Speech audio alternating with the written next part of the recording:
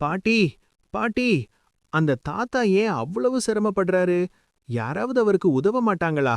பாவமா இருக்கே. நல்ல கேள்வி கேட்டடா கண்ணா. நாம எல்லாரும் இந்த சமூகத்துல ஒருத்தருக்கு ஒருத்தர் உதவி செய்து வாழணும். அதத்தான் ஔவையார் பாட்டி ஒப்புரவு ஒழுகுன்னு சொல்லிருக்காங்க. ஒப்புரவு ஒழுகுன்னா என்ன பாட்டி? அதுக்கு என்ன அர்த்தம்? ஒப்புரவு ஒழுகுன்னா இந்த உலகத்துல நம்ம சுத்தி இருக்கிறவங்க எல்லார் கூடவும் நல்லிணக்கமா வாழணும்.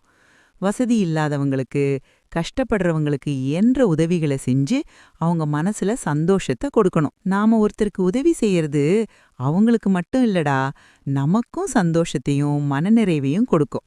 நம்ம கிட்ட இருக்கிறத மத்தவங்களோட பகிர்ந்துக்கும் போதும், நம்மளால முடிஞ்ச உதவியை செய்யும் போதும் அது இந்த உலகத்தையே அழகாக்கும். ஓ, அப்போ இந்த தாத்தாவுக்கு நான் உதவி செஞ்சா அவரும் நானும் சந்தோஷமா இருப்போமா?